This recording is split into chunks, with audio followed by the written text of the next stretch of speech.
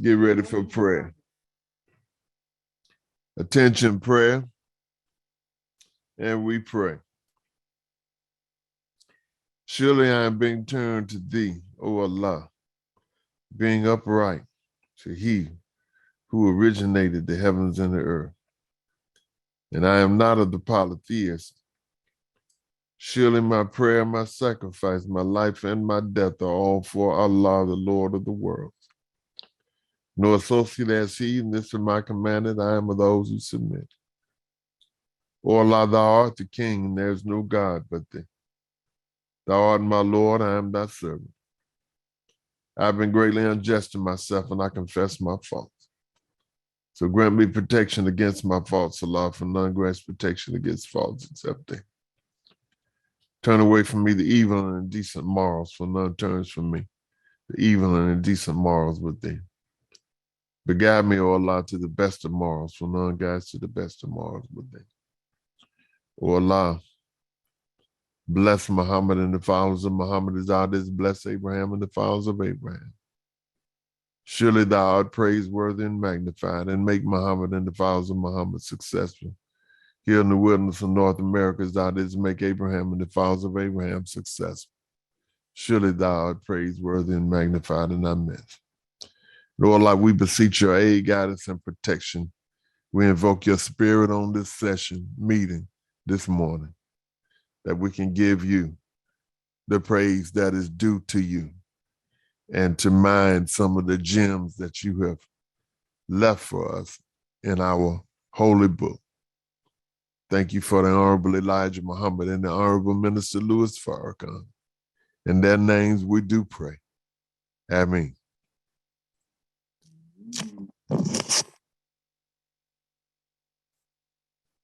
In the name of Allah, the Beneficent, the Merciful, I bear witness that there is no God but Allah, and that Muhammad is the messenger of Allah. Assalamu alaikum and Ramadan Mubarak. Wa alaikum salam, sir. Ramadan Kareem. We will start off today by Allah, part 18, the Surah of the Believers.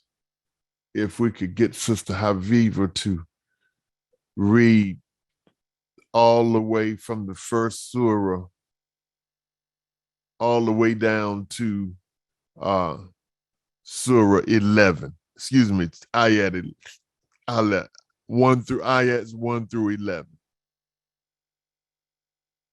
Yes, sir. Surah 23, Al-Mu'minun, the Believers, Section 1. Success of the faithful. In the name of Allah, the Beneficent, the Merciful. Ayat 1.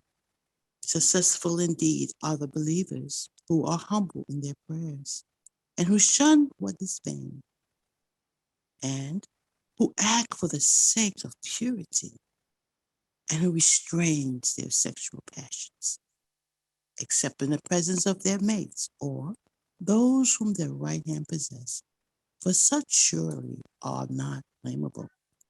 But whoever seeks to go beyond that, such are the transgressors. And those who are keepers of their trust and their covenant, and those who keep a guard on their prayers, these are the heirs who inherit paradise. Therein they will abide. Allahu Akbar.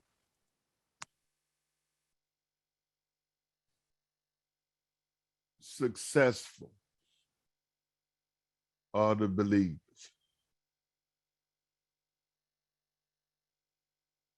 What is success? And does anybody know what success is? Accomplishing a desired goal. That sounds like a good definition to me. Anybody else? A manifested postulate. Okay. That will work too. Do we have a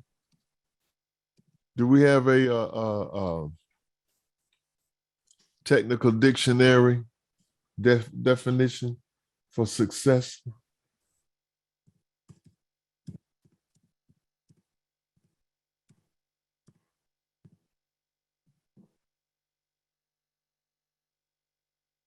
There's success story in there.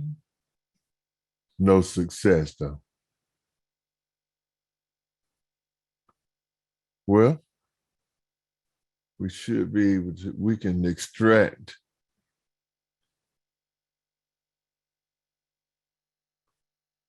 Ramadan Mubarak to everybody, by the way. Ramadan Kareem, sir. Ramadan Kareem. Ramadan Kareem. All right, success.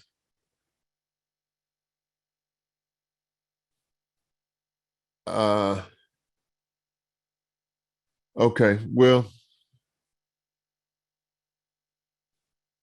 based on what he saying here, and then this is kind of giving us another word, another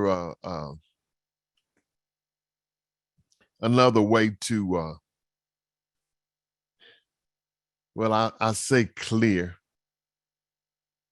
but clearing of words, you can clear a word. It's a lot of different ways you can clear a word.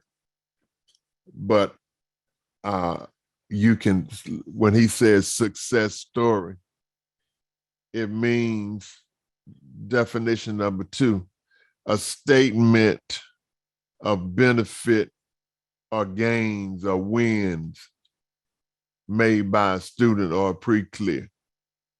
Okay.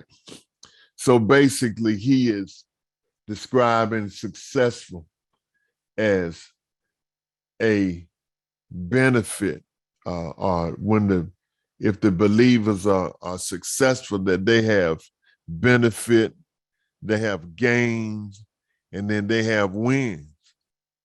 So successful are the believers, and I think that was everybody's definition was good. I do like the whole thing of success being the fulfillment or the manifestation of a postulate. Because if we are believers, then we are relying on the power of Allah to bring what we want into fruition. And we know one of the main things that we know of Allah is that he says, be, and it is. And so successful are those who are humble, who are believers, who are humble in their prayers. So, believer, we talked about believers. And I forgot exactly how we had said it. So all of these are real important things for us to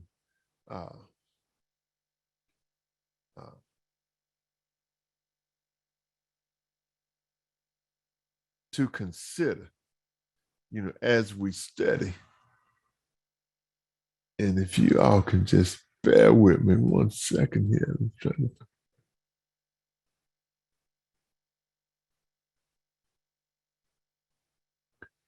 We talked about believers being of those who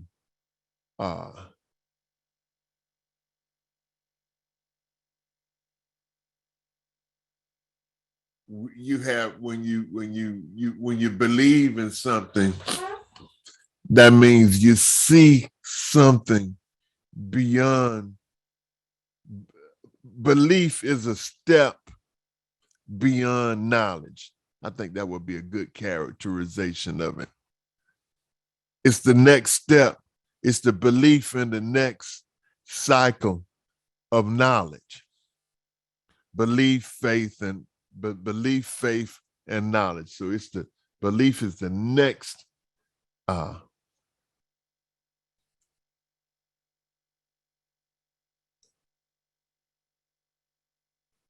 that's the next step based on Allah. Okay.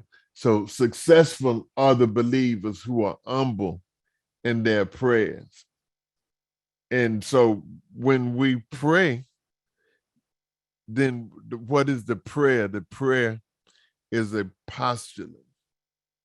And we were talking about, I think just yesterday, the concept of humility. When we bring humility into the picture, we kind of take ourselves out of the picture. And that's kind of what we want to do. We get our best perspective when we let Allah take up the big picture. One reason why Allah says in the Quran, thee alone do we serve, thee alone do we beseech for aid. But even more than that, the first ayat, all praises are due to Allah. I'm trying to find this thing. Yeah, you all please bear with me this morning. I hope everybody's Ramadan is going just fine.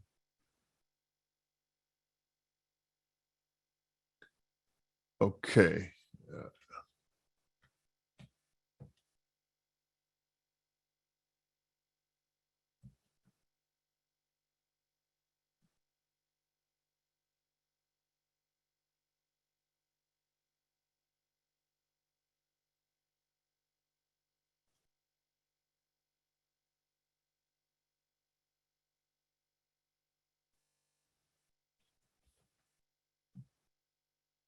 Okay.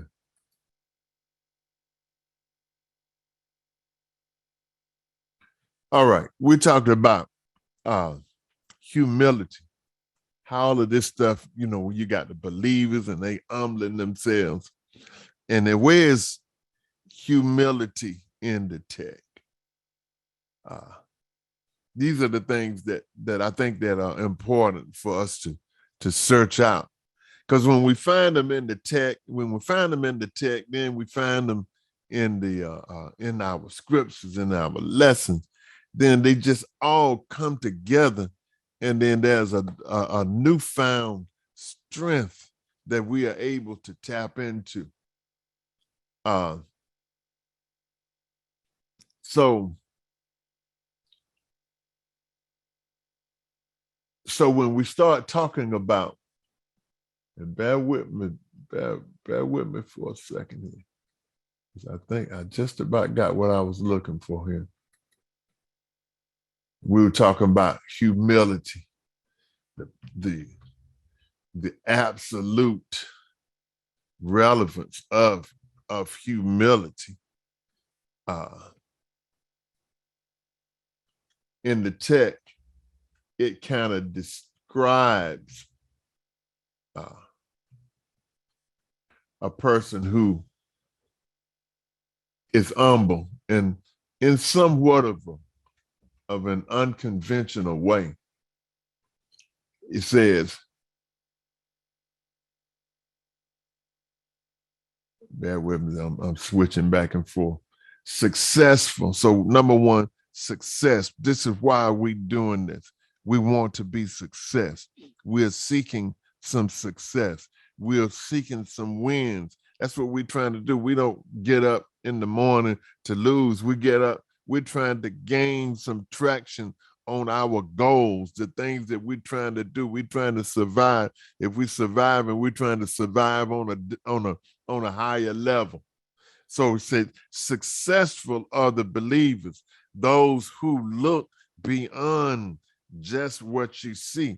And as the second surah of the Quran, it says that this is a book for those who believe in the unseen. So if you believe in the unseen, well, then that is just all of that concept works together, that you are a believer, that you can believe in something that is unseen, not something that is unknown. In this world, we believe in stuff. In this world, people believe in things that are unknown. See? And so what we're trying to do is we are trying through Scientology which is Islam. We're trying to develop knowledge, since Scientology is knowing how to know.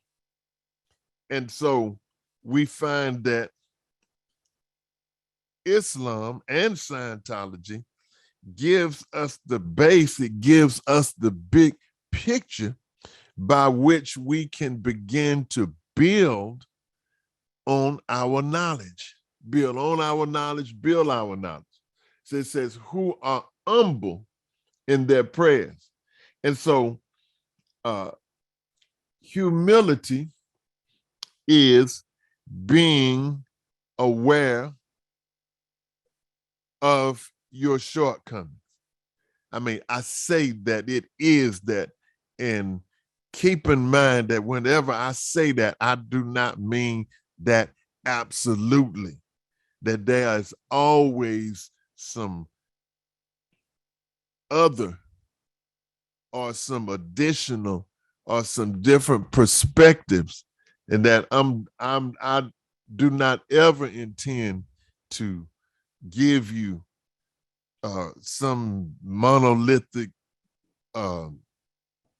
definition that is the end all and tell all. This is just I'm giving you definitions as this definition as a stable datum or a reference point.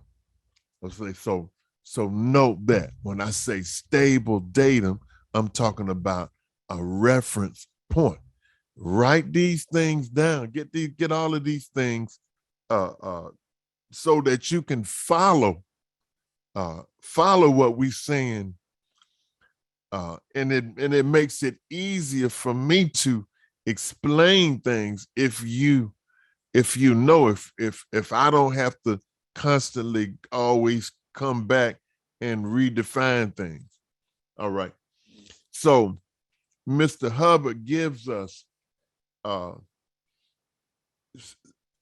certain definitions and certain concepts where the Quran talks about people being humble, us being humble in our prayers. So what is the opposite of humility? It is arrogance. All right. So what is at the root of arrogance? And before I answer that, what is it? You have a comment, Sister Haviva? Oh yes, I'm just trying to get clarity. When you talked about ayat 2, and you mentioned before that a postulant was a determined thought. So a self-determined thought, yeah, that start, changes, or stops. Yes, sir. So well, my question is that that humility or humbleness is not only directed towards just our obligatory prayers, but because it's a self-determined thought, would we be under the humility of our thoughts in general? Would that apply? Well, when we say the prayer is a postulate, a prayer, the prayer is the postulate. The prayer is the postulate, and the humility is the perspective. You know, it is the attitude that you have as you it is your, I guess, your self-determination. All right, so a postulate, when you praying, you generally you do have different levels of postulates and different kinds of prayers. Generally, if I say that a prayer is a postulate, a prayer can be a postulate, I'm speaking in terms of what you are trying to cause. You know, Mr. Hubbard, one of the definitions that Mr. Hubbard gives for postulate is that it is causative thinking. Thinking that causes something. Okay. So when I say, oh Allah, guide us on the right path, that's a postulate. I'm wanting to cause through this prayer, I'm saying what I'm saying to cause Allah to guide me on the right path. Okay. And so the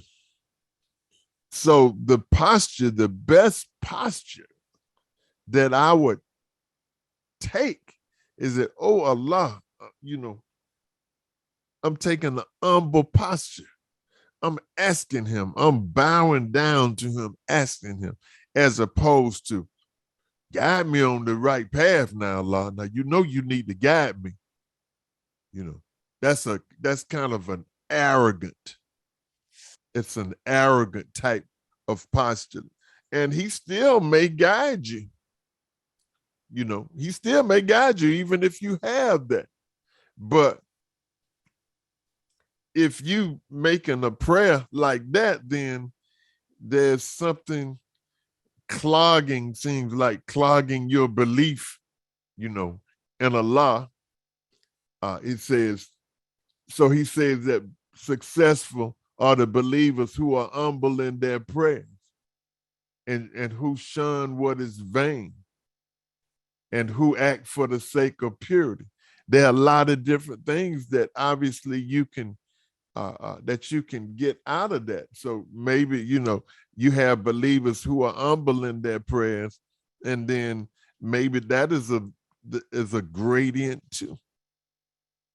That there are gradients of humility in our prayers. There's a prayer, or there is an ayat that says to us, it says, seek assistance through patience and prayer. And this is hard except for the humble one. Meaning that on the one hand, that you, in order to get assistance from Allah, you have to realize that he can give you, and maybe he alone can give you assistance. What does it say in Al-Fatiha? Thee alone do we serve, thee alone do we beseech for help. But there's another scripture that teaches us, it says that surely man thinks himself to be self-sufficient. So if you've got this seed of this thought in your mind that you are self-sufficient, then that affects the level or the gradient of humility that you approach Allah. And so we're just trying to break these concepts up. Number one, success is gains and wins. Believers are those who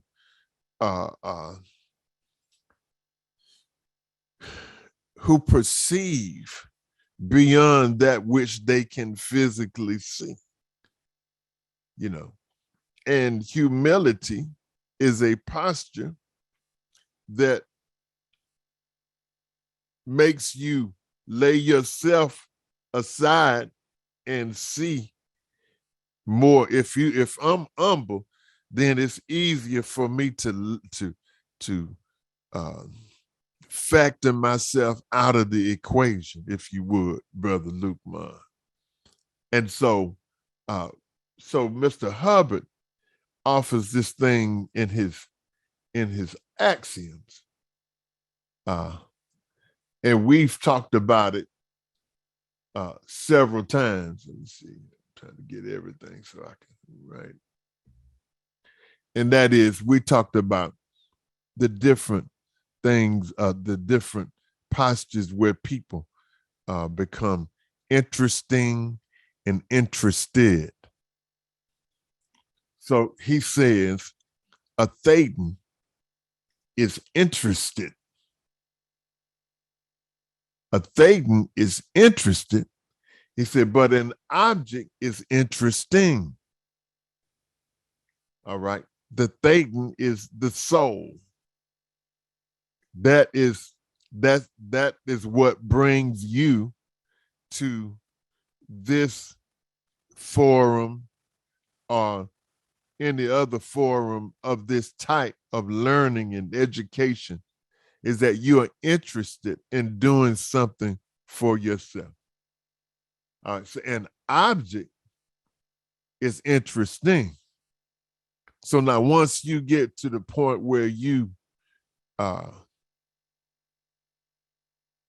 in other words, the energy for the person that is interested, he is extroverting. He is putting his attention or her attention outwardly to gather whatever he can gather. But once a person becomes interesting, then they behave in such a manner as to try to get the attention toward them.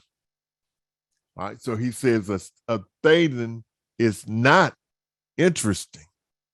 So the pure part of yourself, the nature of the soul, is not interesting.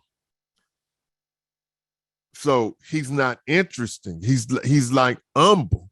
Everything, you know, the humble person, his attention is extroverted. The arrogant person tends to want attention. And a lot of times that's subtly what the arrogant person is doing when he displays his arrogance. He's trying to get your attention. He's trying to bring you into his realm of thought. And he says that a Thetan is not interesting. He is interested. And when a person becomes terribly interesting, he has lots of problems. He said, that is the chasm that is crossed by all of your celebrities. Anyone who is foolish enough to become famous, he crosses over from being interested in life to being interesting. And people who are interesting are really no longer interested in life. And I guess that's not the simplest concept, but I wanted to just kind of offer you that when we start talking about humility. They say, and who shun what is vain? Vain is when we start adding to something, when you do things out of vanity. That's when people say, mirror, mirror on the wall. And some of you may remember the minister's lecture, All is Vanity. Who act for the sake of purity. And so the sake of purity means that, you know, you don't want anything other than, in the case of Allah, and even what is said about Allah, and even what you consume that is concerning Allah, you just want Allah. You want the pure truth. You don't want anything added to it, except in the present. So it said, and who restrain their sexual passions, except in the presence of their mates or those whom their right hands possess, for surely are not blamable. And I guess the thing that is one of the reasons that why we have the second dynamic, the family dynamic, is that when we have the natural inclination for sex and procreation, then there's a proper place that would be that can be expressed. Otherwise, if you have some people who are addicted to sex, and what happens is that they become the effect. That's what they're looking for, the effect of sex, and the effect of sex takes them. It's sort of like a sexual release where they become released from their reactive bank, or that certain part of their reactive bank through sex. They are in the position where they train their attention on sex, and then that takes them away from the chaos that otherwise exists in their life. They take their mind off, and I guess that's why, the brothels and all that other kind of stuff, have always been popular in this world. All right. It says, so except in the presence of their mates and those whom their right hands possess. So we have to, as believers and really ultimately as human beings, we have to, Allah is basically telling us that we have to learn how to manage our nature, manage these urges and this reality that exists within us in a proper way. 8, and those who are keepers of their trust and their covenant. So what he's laying out so many very basic, fundamental things, who are keepers of their trust and their covenant. And so this comes back to this quality and this characteristic of the exalted state of Islam, of being a Jew. Or really, you can come, we say Christ, and one reason I think why you haven't heard it put like that in the past is that we are just realizing who Christ is. The Christ is the first begotten of the dead. See? And so, that's a big thing. You know how it is if you're the first one. Obama was the so-called first Black president. So if it's another Black president, well, then people will get excited, but they're not going to be as excited as they was when Obama was the first. All right. And so the thing of the Christ, the big characteristic about Christ is that he was a man of integrity. He was a man that you could trust.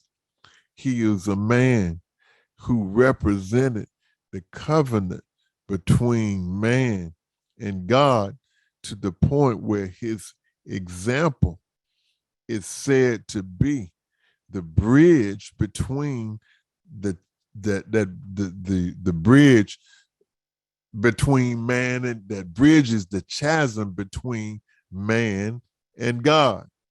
So through his example of being trustworthy and his fulfilling of the covenant, even unto death, even though right there at the end, he did kind of let us know that he was a little bit like us too, that he was from among us. When he got on that cross, he said, "My God, why hast thou forsaken me?" And even the minister gave us a little bit I believe, and I may be wrong, but I think he gives us a little bit of the gradient of this principle in modern day time, even with himself when he was talking about on the Swan Song, he said, look, I'm out here talking about you are alive, the Honorable Elijah Muhammad. I'm out here talking about you alive. And then I turn around and everybody else is getting signs that he's alive, but I got myself on the line. And so it made him kind of it kind of loosened him up in terms of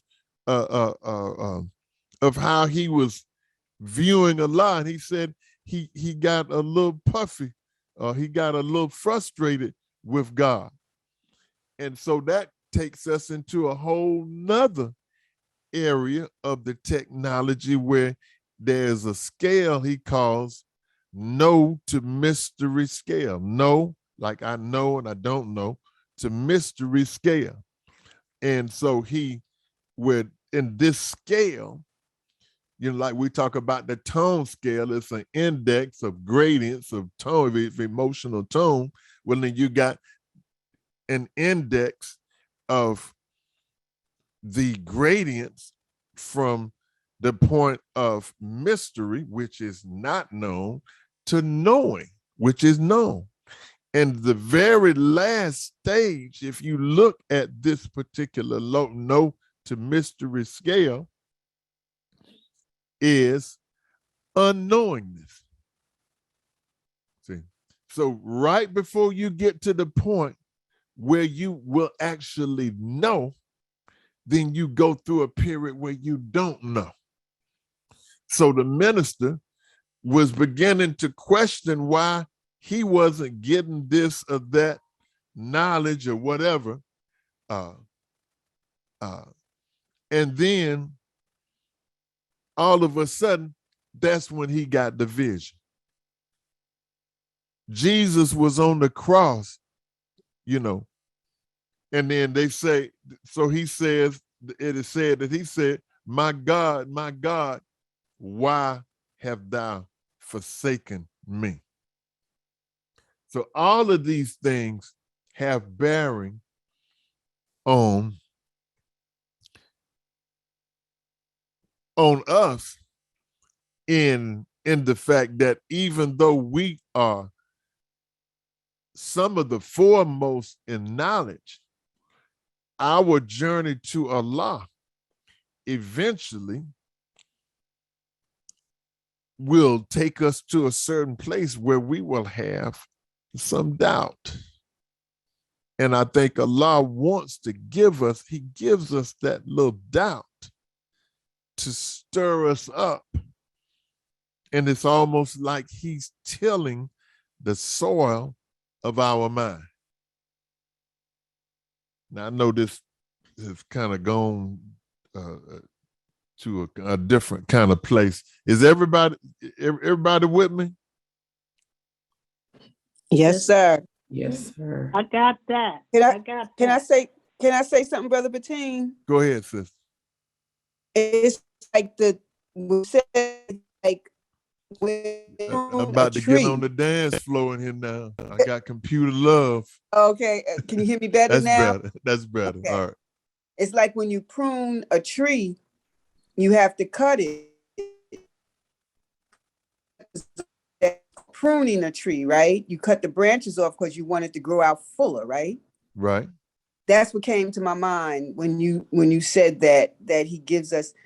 It seems like he gives us that little tinge.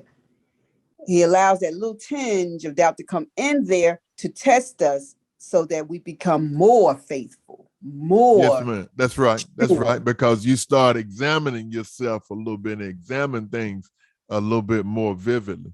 And as you were saying that made me think of It was one of the early laborers meetings where he was talking about how Allah was going to bring us to the threshold of death. And he said that it was gonna, he was gonna bring the believers to the point where it looked like the jaws of this, and this is what he was saying, I'm quoting him.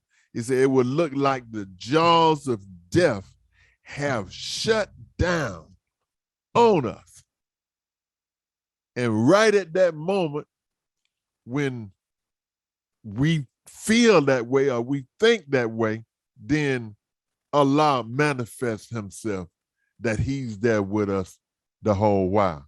So sometimes he has to give us in bringing us from one level to another, he gives us something that appears to be chaotic, that loosens us or releases us from I guess a past cycle of thought, and opens the door for us to make a leap into a new level of belief or new level of knowledge. Because belief is knowledge with imagination. And we need to study this whole thing of belief, belief and then faith. See, because then when you believe something, then when you go out on faith, then see what happened is that the picture of faith is stronger than the picture of belief. Because see, when you actually start trying to put that stuff into practice, then your perceptions or the facsimiles that you are producing, they are more real to you. Okay. All right. And those who keepers of their trust and their covenant. So that's what we're talking about. We're talking about Allah uses all kinds of techniques to strengthen us covenant-wise, that we make a covenant. A covenant is a strong agreement. And man, it's just so much in this, the different gradients of belief, the gradients of covenants. And that's why you don't just call it agreement. Well, it's a covenant is a higher gradient of an agreement. Well, I agree to meet you for iftar this evening, but a covenant covers much more things. So maybe you can even say covenant, that first four letters, COVE. If you put R, cover, the coverage, there's a different level of coverage there. And this is what I've been saying too, about how we can look at some of these words and we can learn how to, I'm not going to say clear,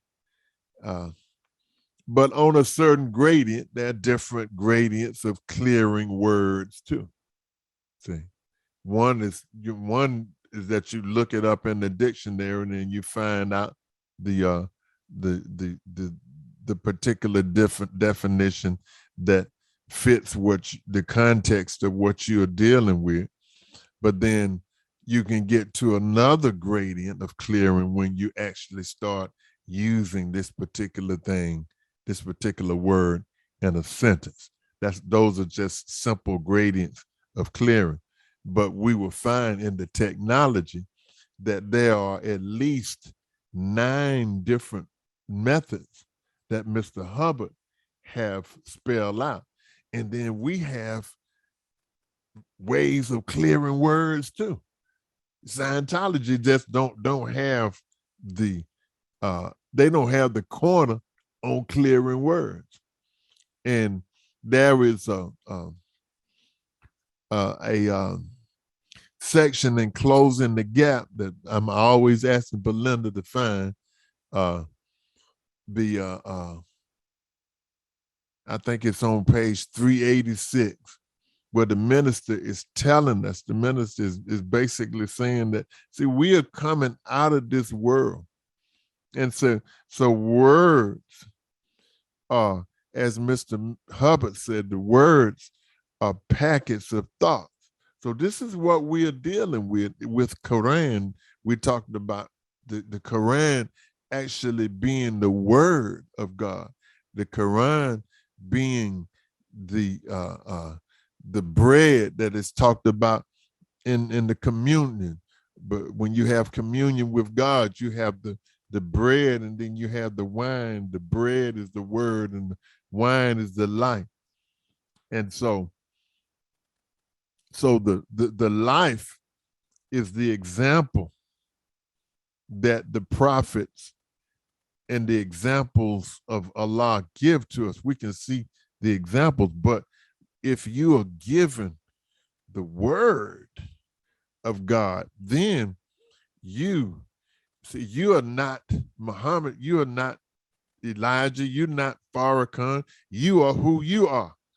And so the words guide your attention into yourself, where you can see more accurately how you fit into the picture and how you can make these packets of thought, these concepts contained in the words, how these things can relate to you, how they can apply to you to extricate or to mine, M-I-N-E, like a coal miner, a gold miner, where you can mine the essence of God that is within you.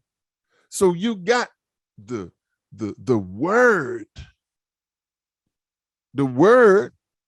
which is a little, you can apply the word to yourself, and then you can apply the example of the Christ and the minister as well. But when you can make the words and understand the words, then along with the example, see, the word and the example gives you a stronger concept, which is communal. Well, it helps you to commune. What is communion?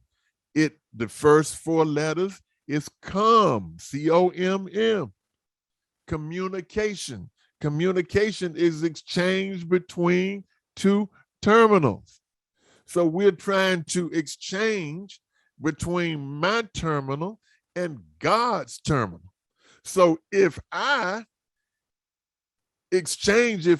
plug myself into God, I'm going to be the winner, because so I'm plugging into something that's bigger than me, that actually gets duplicated in me, magnifying myself, magnifying the increasing myself in magnitude. Oh man, I'm crawling today. Does any of that make sense? Let me not insult your intelligence. I know some of it got to make sense. Yes, sir. I may be crazy, but I don't feel crazy right now. Sister Carol, go ahead. Assalamu alaikum, Ramadan Mubarak. It makes all the sense in the world. In fact, I have been saying from day one that people such as you and Brother Lukman, who graciously give your time and your energy to us to understand this, so that we can, as me and Sister Tina was saying this morning, we can personalize our understanding understanding to be able to dig into the supreme wisdom lessons. This is, it makes all the sense in the world to me. And when I first started on this line, I just always felt like your purpose was in that same line as the Savior coming with the supreme wisdom lessons to make us into gods. And I don't know what's past this point, but to me, I see this as that final releasing of the rust on those locks.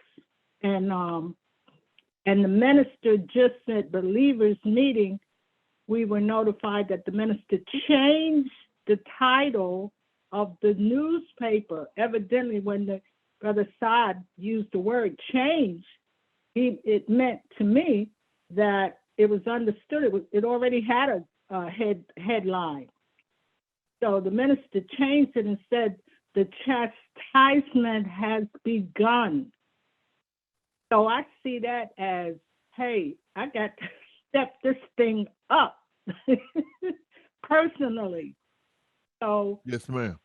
that's what, and already, as Brother Nuri said, and you all say as well, this is just to help us get our lessons understood quicker.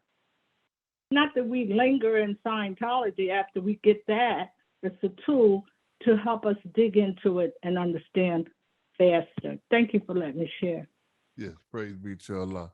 Well, see, one thing you have to understand too about Scientology, the whole thing about Scientology is that it is going to, Scientology in just about any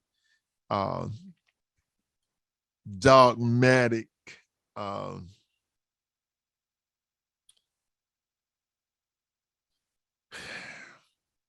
area of thoughts of religion is that it's going to take on the culture of those who are practicing it.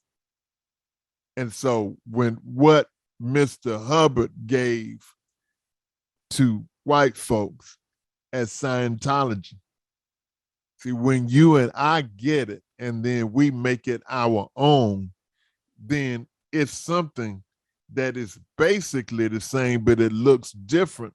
And then the expression is different according to our culture. So what is the culture?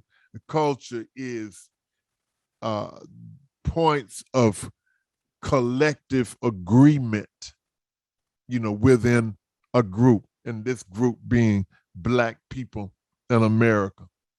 So there are certain things in Scientology that that affect and that stimulate certain behavior or thinking in white folks, and it's not necessarily the same with us. One thing is that I don't think they believe in chastising their children, but hell, chastisement is just a part of Islam. Allah chastising us and chastising the wicked, and then the Moses says, spare the rod and spoil the child. So that is in direct conflict and with them, and also it points to the to an observation that I have made, that since, see, he don't have the whole, I remember back in the early 2000s, the minister was talking about when Condoleezza Rice and Colin Powell and them was in the White House, he was saying that Condoleezza and Colin, that they were good brothers and sisters. He said, but they just don't have the full gospel.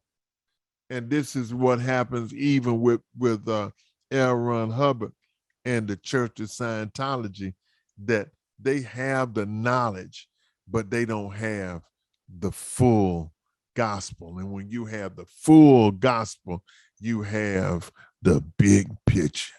And when you have the big picture, then you are able to work on the fundamental principles that undergird existence, that undergird reality, which when you understand through Islam that Allah is the only reality.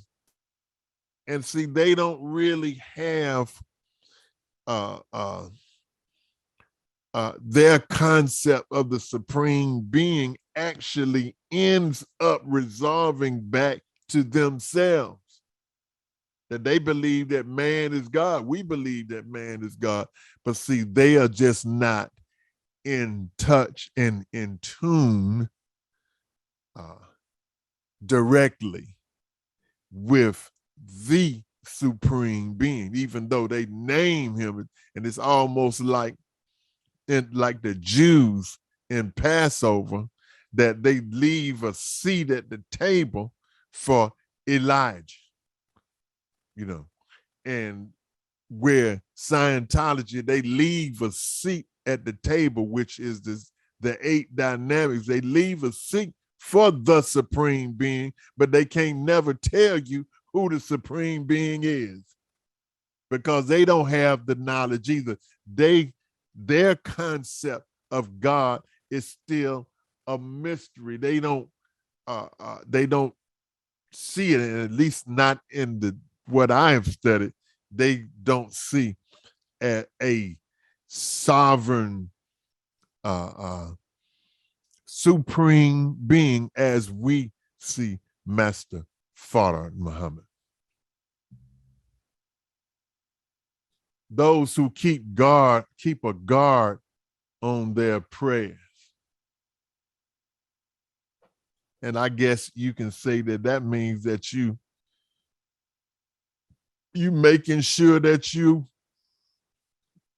are making your prayers. You making sure that you are praying. You guarding yourself when it comes to prayer.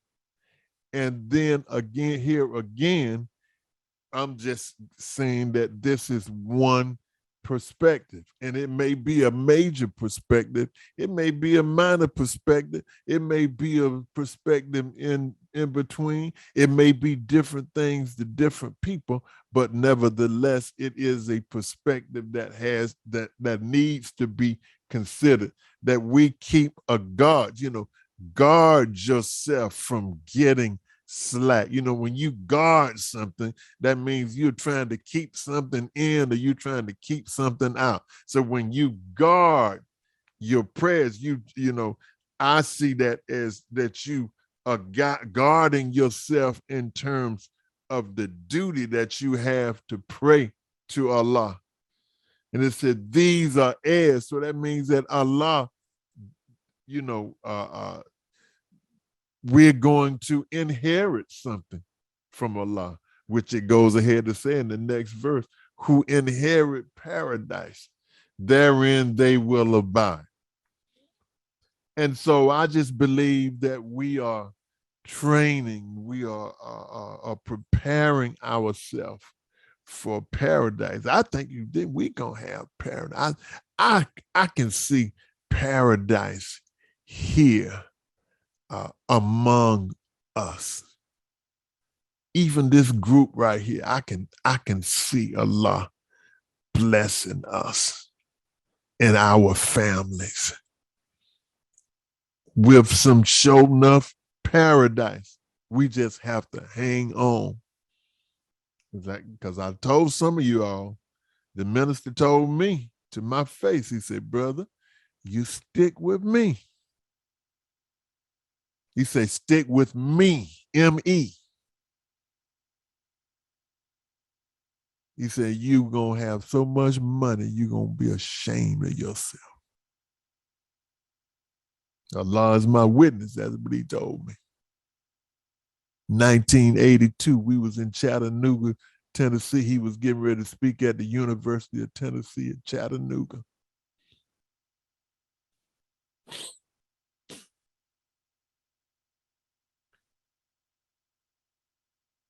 We just have to hang on, but understand that when we are about to, and it goes back to, I just got a cognition, y'all. It goes back to what the minister was saying. If you ever listen to the cycles of life, that was a lecture he did back in the 80s. And he was talking about, he went into the significance of the numbers. You know, he was more on a numerological tip back then, where he would, you know, 3 is the number of trial, 4 is the number of preparation, foundation, 5 is the number of justice, 6 is the number of incompletion, imperfection, abortion, 7 is a divine number. And I know he said 9 was the number of completion. But he said that since 9 is the number of completion, he said in the number of 9, 9 is actually the square root of 9 is 3, or there is 3 3s in 9. And so every time you get to the completion, which 9 is the completion, you know, the 9 planets, the 9 months of term for a baby. When you get to the end of that, when you get to the end of that cycle, there's always a trial. Just like we were talking about earlier, in the no to mystery scale, the very last thing that you get before you get to the knowledge part is a trial. Why have thou forsaken me? Why are you letting all of these other people get, you know, knowledge, and I'm not getting knowledge, and I'm the one putting my life on the line? Go ahead, Sister Carol.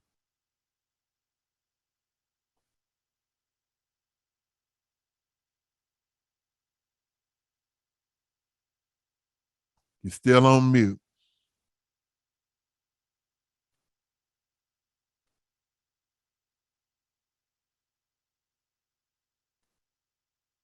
Okay, I just wanted to make you laugh. I'm going to get that Gorilla Glue. He said, stick with him. I'm sticking with you while you sticking with him. So I'm getting that.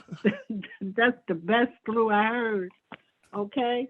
But and Mother Chanetta takes us into those numbers as well and shows us how the numerology, spiritual science of numbers are more powerful than astrology. Thank you for letting me share. Yes, praise be to Allah. All right, so like it say, who inherit paradise. You know, that's what we trying to do. We trying to get the, what is the technology? See, how do you do this? You follow what I'm saying? It goes back to what we talking about, ability. How do you do this? You know, and that's why we have to learn how. And this is where we have to apply our intelligence in that what I've been saying about what we're going to do, the changes that's going to take place, inshallah, with STW. We're going to shift more toward training, and we're going to try to balance it off a little bit with auditing too. So we're going to try to come up with a package that will give training and auditing in the same package, where you're getting those different aspects of therapy, you see. And I don't know if I had told you yesterday, because I know that's when it came to me, was yesterday. Did I share with you yesterday that humility is like self-auditing?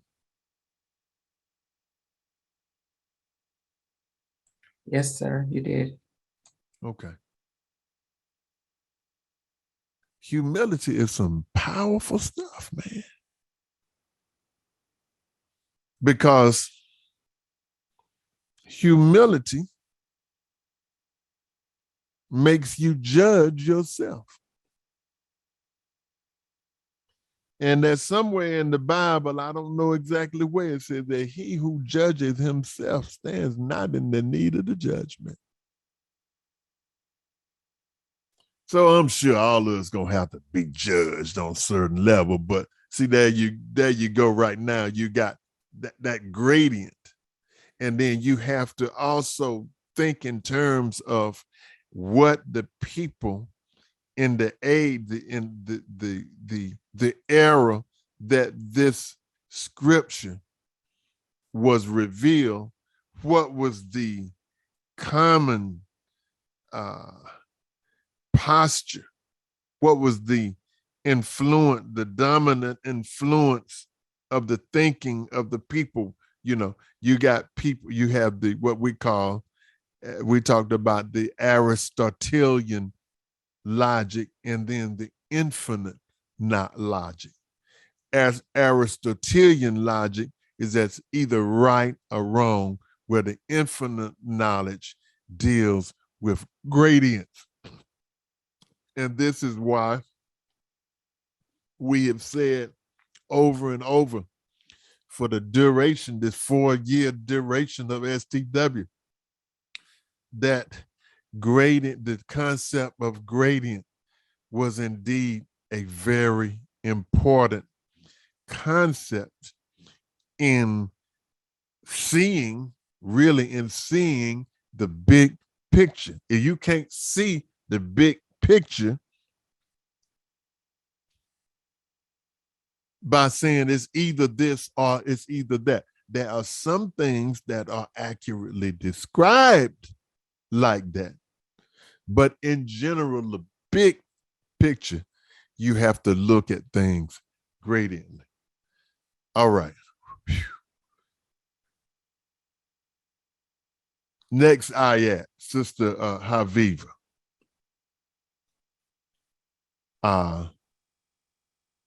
17. Ayat 17. And indeed, we have made above you 7 ways, and never are we heedless of creation. Allahu Akbar. Allahu Akbar. Okay, so now this one may be a little stretch for some of us. Maybe a little stretch, maybe even a little stretch for me. Indeed, we have made above you 7 ways, and never are we heedless of creation. And as always, I'm just offering one possible view.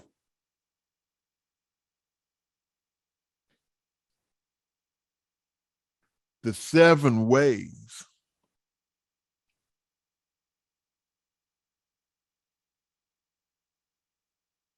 refer,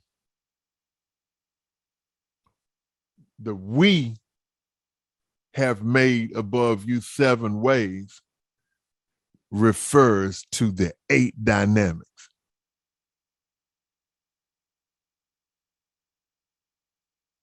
Can anybody make sense out of that? I'm just wondering if anybody can make any sense out of that, what I just said. Yes, sir. All right. Praise be to Allah. So we is the 8th dynamic.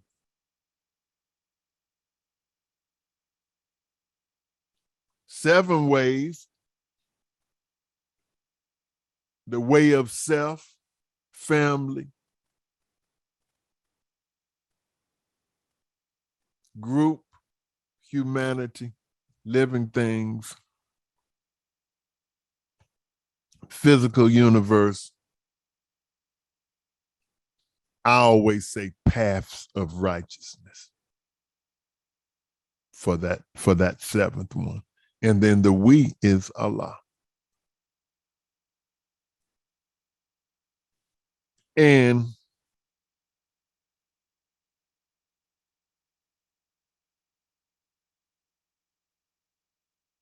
when we talk about we're talking about the cause. So now my mind is really cooking now. Could the we be talking about Master Farad Muhammad? We know that he's part of it. Master Farad Muhammad and the Honorable Elijah Muhammad.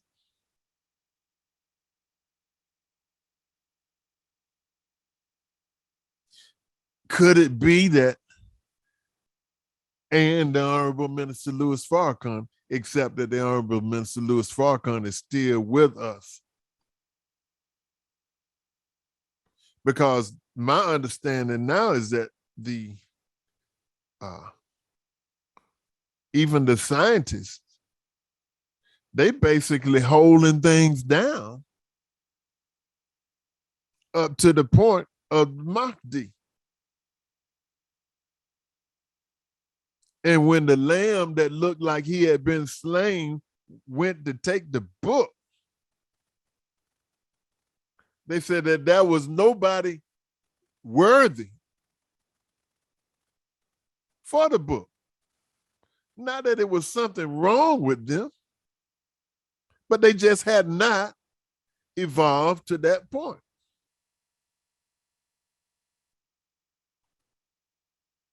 And see, when you start thinking about the hierarchy of deities,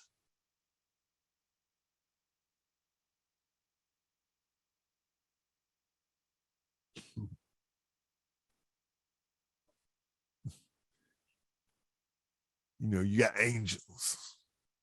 And in our case, you got scientists, you got major scientists, you got minor scientists.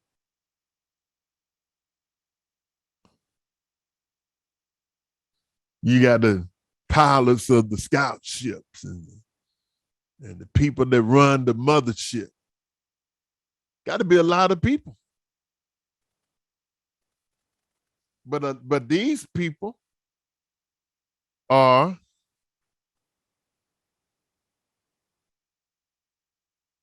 they are the effect. If it's an angel, the angel is the effect.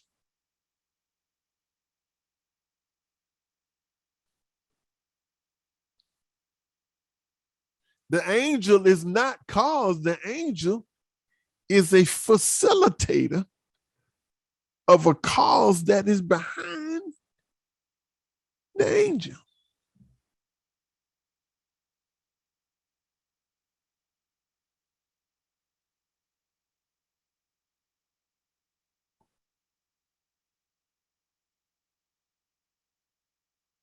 So the real cause is Master Farad Muhammad. He's causing a transition from the old world to the new world. He makes all things new. And the first man that he made new is the Honorable Elijah Muhammad.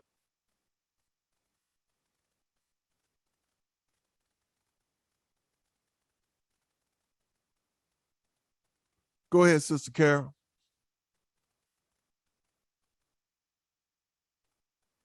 What that made me think about as I look at signs that Allah give us, Trump turned over Jerusalem, which was like the holy place at one time, and he took it from the Palestinians in present day. They were able to, I believe, somebody correct me now, they were able to go to Jerusalem and pray, like the Israelites or the Jews had their wall, and they could commune in prayer. But Trump turned over Jerusalem, I believe, like I said, correct me, to Israel, the 60-year-old so-called Israel country, if it is 60 years old yet, you know. And so now, where is the New Jerusalem? Okay, the New Jerusalem, in my mind now, and from my studies, I see that as the mother plane, and that's the reason why Black people have been looking to the sky. We didn't know it was because it's a plane up there in the New Jerusalem, but I think it's indicative that Allah has allowed us to always talk about heaven being up there, that, yeah, it is up there, but not in the way that we used to understand it. And as you just mentioned, the Savior, the Christ, the risen Christ, who was able to just take the book, just took the book, that he had that much power. And the most honorable Elijah Muhammad said to the minister, you'll correct me, the next time you see me, you would be bowing. If you didn't know there was a God, you'd be bowing to me, something like that. So, which is indicative for me of his great power that the Savior has allotted him. So we don't need to look to the Jerusalem that's dead, because Trump had his hand on that. And Allah put him in place to facilitate all of that madness, to show us that we have a New Jerusalem, and it's right above our heads, up above my head. Okay. Assalamu alaikum. Yeah, I would just like to praise be to Allah. That is, I certainly feel you and understand where you're coming from on that, sis. But the thing of Trump giving Jerusalem to the Jews, well, the Jews are basically have occupied. They occupy all of that stuff. And so somebody can correct me too. I think he moved the embassy. I think that's what it was, that he moved the embassy to Jerusalem. He moved the U.S. embassy to Jerusalem, and because anybody else add to that? Maybe that might be something that we need to research and come back. Just so we can get our facts straight on that. Okay, well we'll leave that. We'll leave that right there. All right. We're not making a whole lot of progress today in terms of the number of ayats, but inshallah we are benefiting from this. I keep on waiting on Brother Lukman to chime in with something in between. We getting ready to go to ayat 24. Ayat 24. But the chiefs of those who disbelieved from among his people said, he is nothing but a mortal like yourselves, who desires to have superiority over you. And if Allah had pleased, he could have sent down angels. We have not heard of this among our fathers of yore. Allah. Okay. Yes, ma'am. Praise be to Allah. Thank you. Yeah, that was talking about Noah. I should have had you to read 23 too, sis. Yes, sir. Section 2, Noah, ayah 23. And certainly we sent Noah to his people. So he said, my people, serve Allah. You have no God other than him. Will you not guard against evil? Okay. And so he goes on, as we already read, the chiefs of those who disbelieved from among his people said, he is nothing but a mortal like yourselves.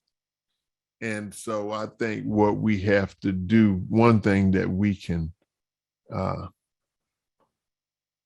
one observation is how people are not able. If you're a disbeliever, then you're not gonna be able to see the value of Allah. If you believe in Allah, then you are able to see the value in Allah. It's almost like reverse paranoia. So you got fear and faith. These are opposite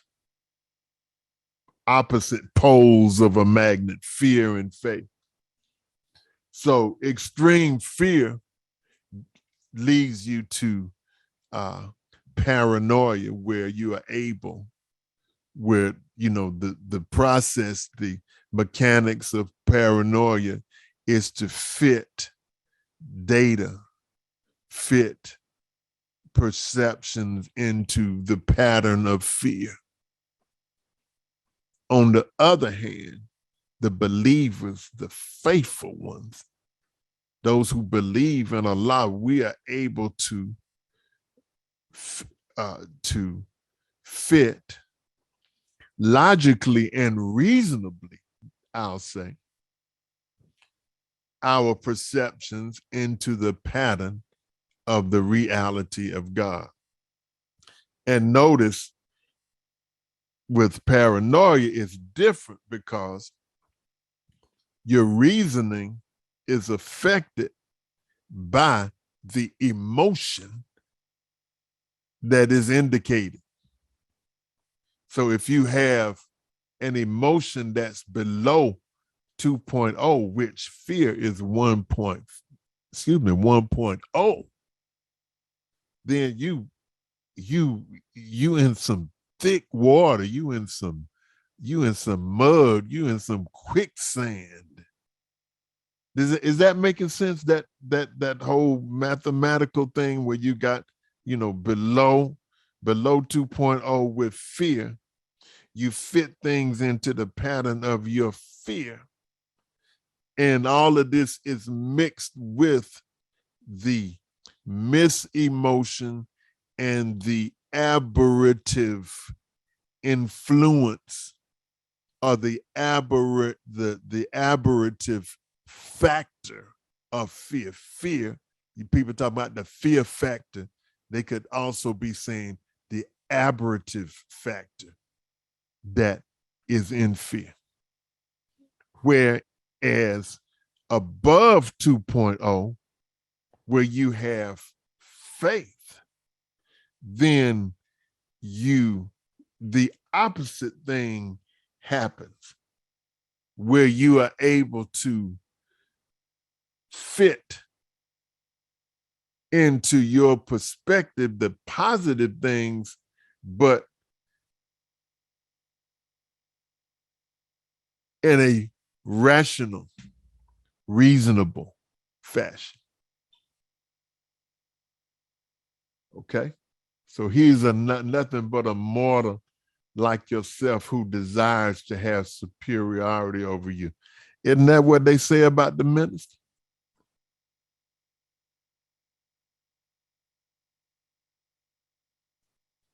People always want to accuse the minister of being a hustler.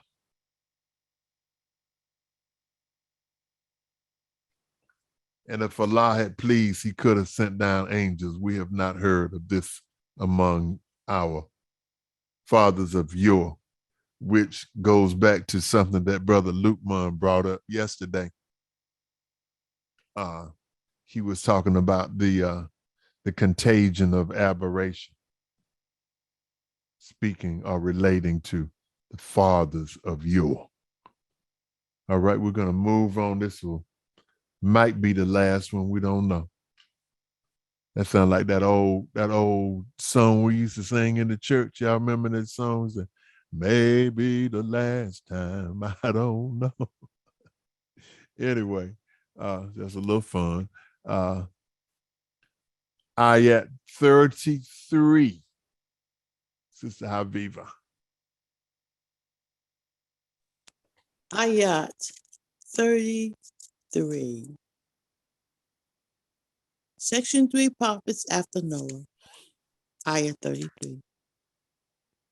And the chiefs of his people who disbelieved and called the meeting of the hereafter a lie, and whom we had given plenty to enjoy in this world's life, said, this is only a mortal like you, eating of that whereof you eat and drinking of what you drink. Okay.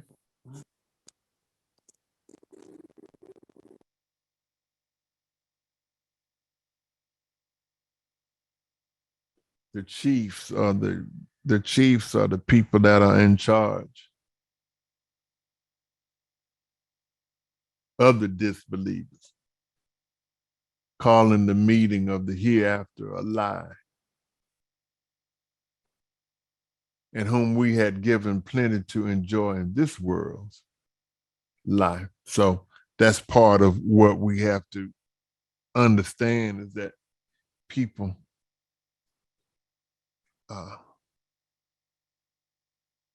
who are the people who are successful in this world, they don't want this world to go. And so it said that they were given plenty to enjoy in this world life. So they say this is only a mortal like you, eating of that whereof you eat and drinking of what you drink. So they saying that they're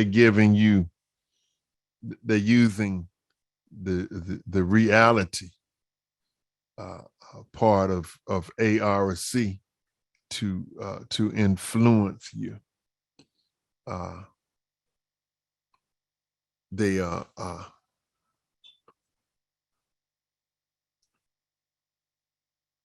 trying to make their case because he eats like you eat and he drinks what you drink.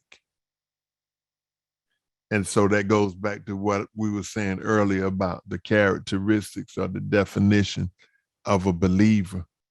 A believer is that, the believer can see beyond that which he apparently knows, or that which, is apparent. Okay. All right. Well, it's 11:28. And then this is one of those days we just didn't get too far, but all praises are due to Allah. I pray Allah that we have benefited from what we did get to today. And I feel like Allah is blessing us. So I'd like to thank everybody for once again participating in this Quranic Str Wire. And inshallah, yes, sir, Brother Lukman. Inshallah, we will be back tomorrow morning, same time, same station.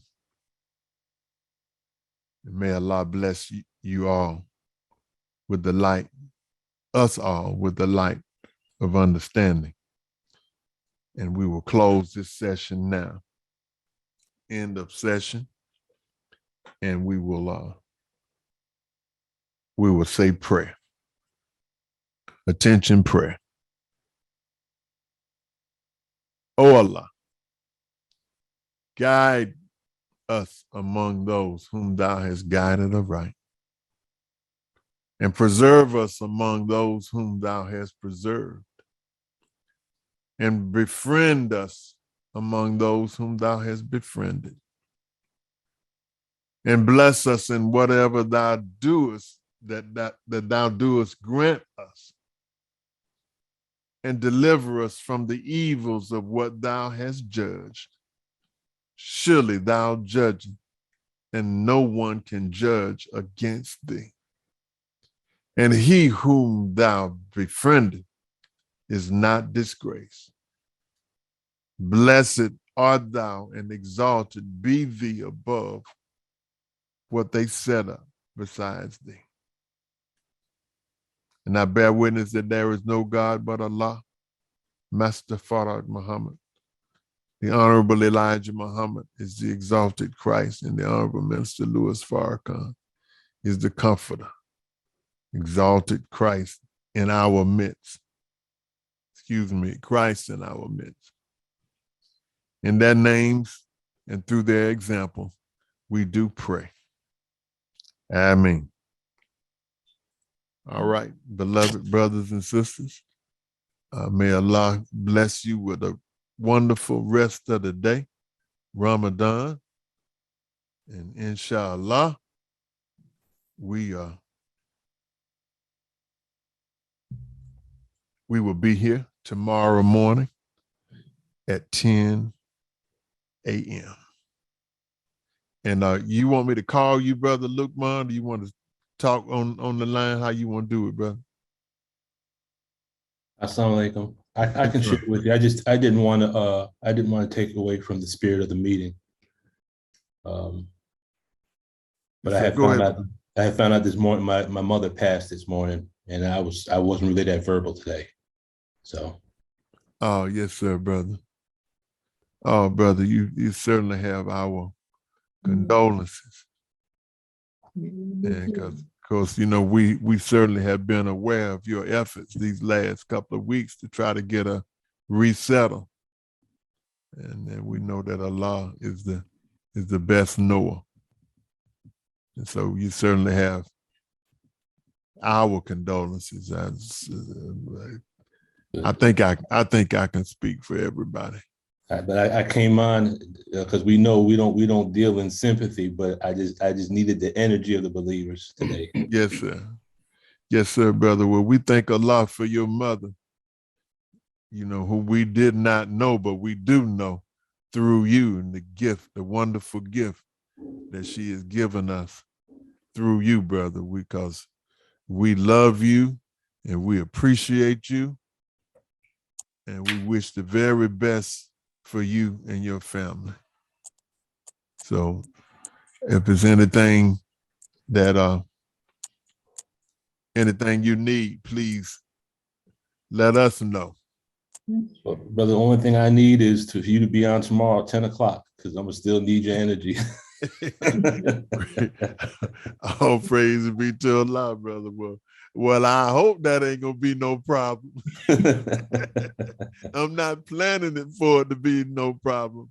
Yeah, I'm moving up too with my situation, because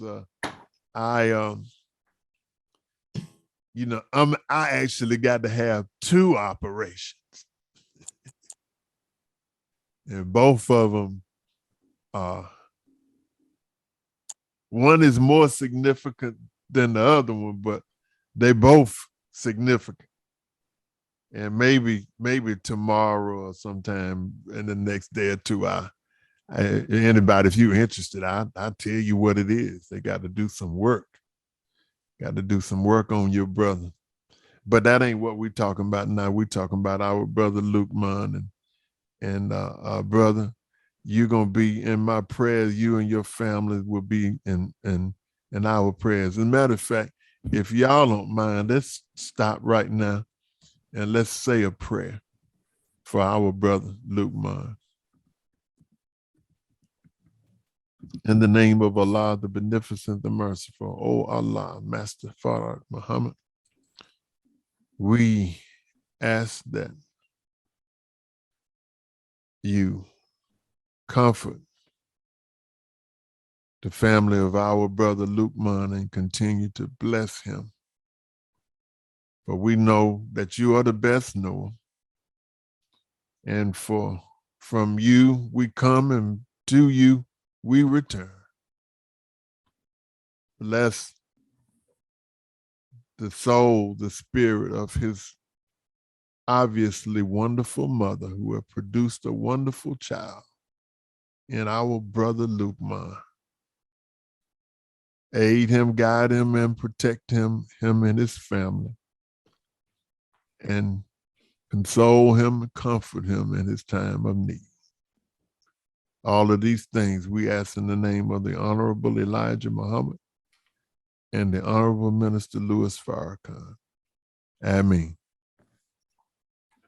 Could I just say one small thing, Brother Bateen? Yes, sir.